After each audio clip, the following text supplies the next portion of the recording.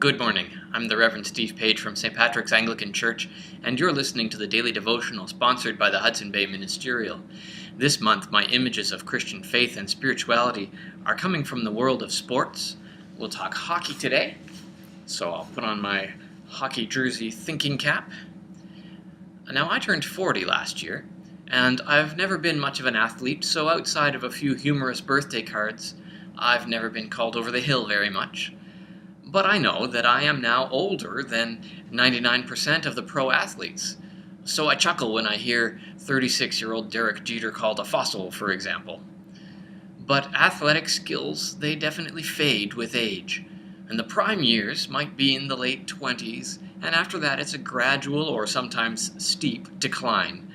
It works that way even for the great ones. Even the great one himself, Wayne Gretzky, saw his speed and accuracy and stamina and other skills diminish as he aged. As Gretzky's career wound down, he spent the 1996-97 season with the New York Rangers. I think of him as an Oiler. I knew him, I followed his greatest season when I was a boy, but all of his retirement brochures and magazines and posters, they all show him as a Ranger, where he finished his career after a time with the Kings.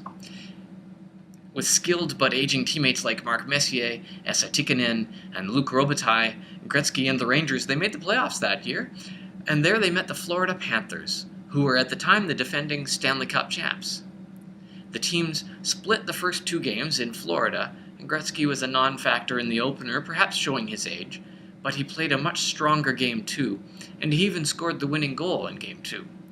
Then the series moved back north for Games 3 and 4. And because of a minor scheduling conflict with another event at Madison Square Garden in New York, those two games would be played on consecutive nights rather than having the usual night off in between.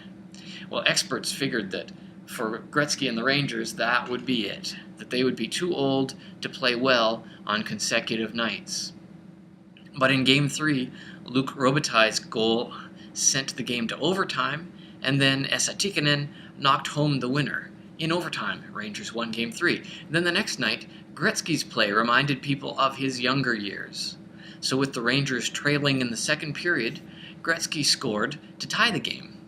And then, just a couple shifts later, he blasted a rocket that again beat Panthers goalie John Van Beesbrook, putting the Rangers ahead.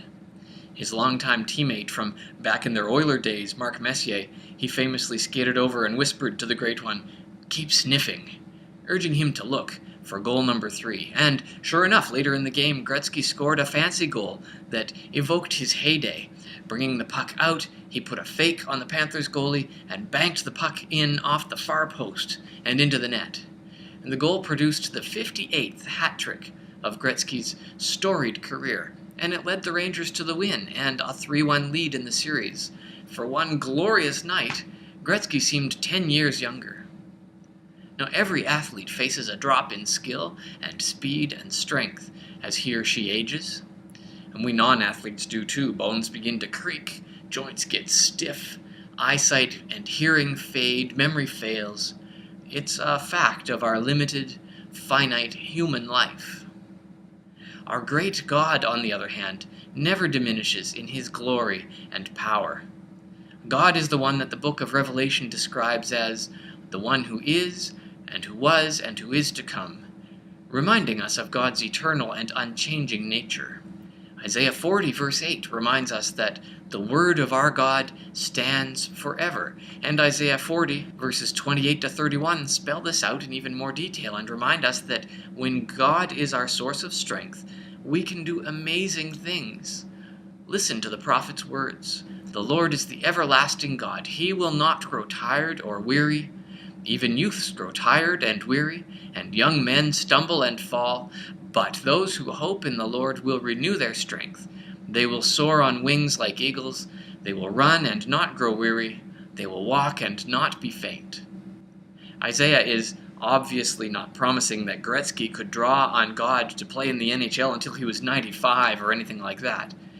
But rather, Isaiah is saying that God is an immense source of strength and support when we need it most. Thanks be to God, the one who is, and who was, and who is to come. Amen. For St. Patrick's Church, I'm Steve Page.